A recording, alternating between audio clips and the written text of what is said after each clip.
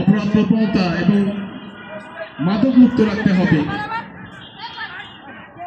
দলীয় অধিনায়ক নীলফামারী পৌরসভা একাই ছুটে চলেছেন, করা মার্কিং সেখানে দুই খেলোয়াড়ের, শেষ পর্যন্ত পশ্চিম রাস্তার বাইরে বল কিক ইন।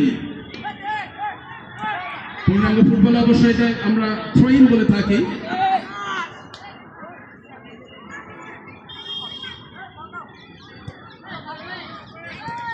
ফুটবলের একটি ইনডোর সংস্করণ ফুটসাল। সুমন উঁচু করে বাড়িয়েছেন, উদ্দেশ্য ছিল 12 নম্বর জার্সিধারী খেলোয়াড় রাব্বি অবশ্য নিয়ন্ত্রণে রাখতে পারেনি। প্রাথমিক বিদ্যালয় ফুটবল টুর্নামেন্ট থেকে উঠে আসায় রাব্বি লম্বা থ্রো বাড়িয়েছেন, বিপক্ষ দলের বিপদ সীমায় হেড করে ক্লিয়ার করেছেন। এক্ষেত্রে অবশ্য 11 নম্বর জার্সিধারী খেলোয়াড় সৈয়দপুর পৌরসভা দলের মাঝমাঠে বল বাড়িয়েছিলেন সতীর্থ খেলোয়াড়, বল দখলের লড়াই, কিন্তু তার আগে রেফারি টিএস আমি বাসিবাজি জানিয়ে দিলেন অবৈধ ট্যাকেল।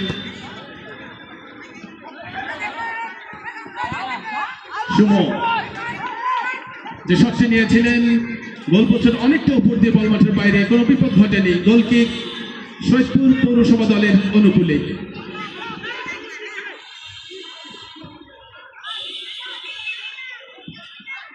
নীলফামারী ক্রীড়াঙ্গনের সার্বিক উন্নয়ন সহ নীলফামারীর অক্সিজেন খাতে বড় মাঠের যে নতুন রূপ, যে সবুজায়ন, যে নীল সিটি করার প্রত্যয়ে যে চমৎকার যে উন্নয়ন আমরা লক্ষ্য করছেন নীলফামারী বড় মাঠে, সেটির রূপকার কিন্তু আজকে আমাদের মাঝে উপস্থিত আছেন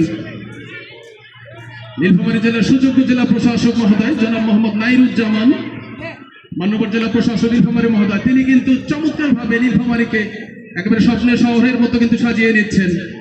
সেদিক থেকে নীলফামারীর মানুষের একেবারে মণিকোঠায় কিন্তু জায়গা করে নিয়েছেন নীলফামারী জেলার সুযোগ্য জেলা প্রশাসক মহোদয় জনাব মোহাম্মদ নাইরুজ্জামান। তিনি কিন্তু আজকের আয়োজনের প্রধান অতিথি হিসেবে উপস্থিত থেকে শুভ উদ্বোধন করলেন আজকের এই আয়োজনের।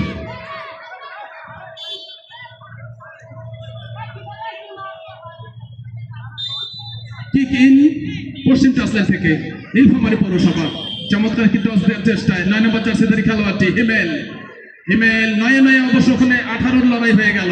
সৈয়দপুর পৌরসভার 9 এবং নীলফামারীর 9, দূরপাল্লার শট। এখনো রয়েছে 2 নম্বর জার্সিধারী খেলোয়াড় সৈয়দপুর পৌরসভা দলের, তাকে অবশ্য করা মার্কিং এ রেখেছে সুমন। রক্ষণ ভাগের এখনো পর্যন্ত অতন্ত্র প্রহরী নীলফামারী পৌরসভার। হেড করে ক্লিয়ার করেছেন, সেখান থেকে অবশ্য চমৎকারভাবে কাটিয়ে নিয়ে বাড়িয়েছেন সতীর্থের উদ্দেশ্যে। সেখানে দলীয় অধিনায়ক